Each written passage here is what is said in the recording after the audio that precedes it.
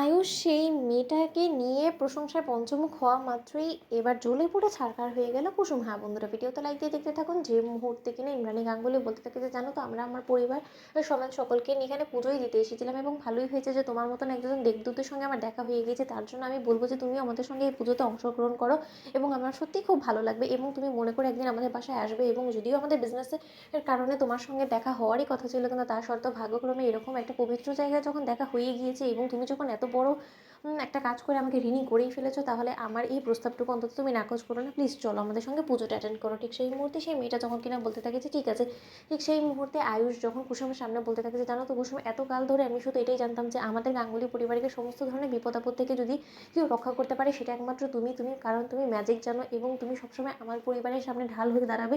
যে কোনো রকমের বিপদ আপদ হোক না কেন তুমি কোনো মতে পিছপা হবে না এবং তুমি ভয় পাবে না, তুমি সবসময় তাদের বিরুদ্ধে রুখে দাঁড়াবে। কিন্তু এখন তোমারই মতন আরও একজনকে আমি দেখলাম যে কিনা বিজনেস সামলানোর পাশাপাশি চারিদিকে চোখ কান খোলা রেখে এতটাই চতুর প্রজাতির একটা মেয়ে যে কিনা নিজেকে বিপদে মুখে ঠেলে দিয়ে অন্যকে কী করে বাঁচাবে সেই দিকটা খেয়াল রাখে। এবং এরকম একটা মেয়ে আজকালকার যুগে পাওয়াটা না জানো তো খুব বেশি টাফ। ঠিক সেই মুহূর্তে যখন কিনা ঈশান বলতে থাকে যে হ্যাঁ রে ভাই, তোর কি ওনাকে মনে ধরেছে নাকি? আমি বেশ লক্ষ্য করেছি তুই ওনার দিকে এক দৃষ্টিতে তাকিয়েছিলিস। আমার তো কেন জানি না মনে হচ্ছে যে তুই তাকে লাভ অ্যাট ফার্স্ট সাইট, তুই তাকে এক দেখাতেই হয়তো ভালোবেসে ফেলেছিস। সেরকম কোনো কিছু আছে নাকি বলতো? ঠিক সেই মুহূর্তে কুসুম যখন বলতে থাকে যে ছোটো সাহেব এমন কি দেখলো এই মেয়েটার মধ্যে যেটা আমার মধ্যে নেই, যে সে ওই মেয়েটাকে নিয়ে এতটা প্রশংসা পঞ্চমুখ হয়ে উঠছে। না হয় এই প্রথমবারের মতন দেবীমাকে ওই দুলালের হাত থেকে সে রক্ষা করেছে, কিন্তু তাই বলে এতটা প্রশংসা তো আমি কোনোদিনও ছোটো সাহেবের মুখ থেকে কোনো মেয়েকে নিয়ে শুনিনি।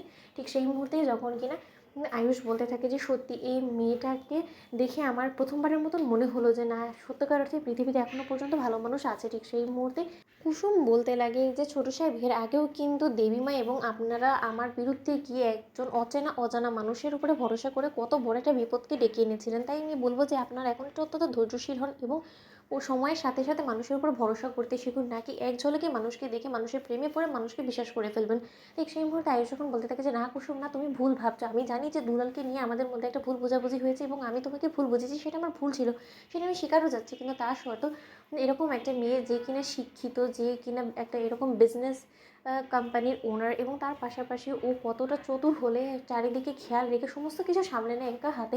আবার শুনলে তো যে ওর মাও নেই, তাহলে তুমি বুঝতে পারছো নিশ্চয়ই যে ও কতটা সেলফ ডিপেন্ডেন্ট এবং ও অন্য কারো উপরে কখনোই ডিপেন্ডেন্ট ছিল না বলেই আমার মনে হচ্ছে। এবং এরকম একটা মেয়েরই আমি সন্তানই ছিলাম। ঠিক সেই মুহূর্তে ঈশান যখন বলে উঠে যাই ভাইদা, মাকে বলে তোর সঙ্গে ওনার কোনো রকম কোনো সম্পর্ক লাগানোর চেষ্টা করবো না। কী রে ভাইদা, তোর তো বেশ মনে হয়েছে ওনাকে দেখে, তাই না? তোকে দেখতে তাই বোঝা যাচ্ছে। তো বন্ধুরা, লাইক শেয়ার করে সাবস্ক্রাইব করো।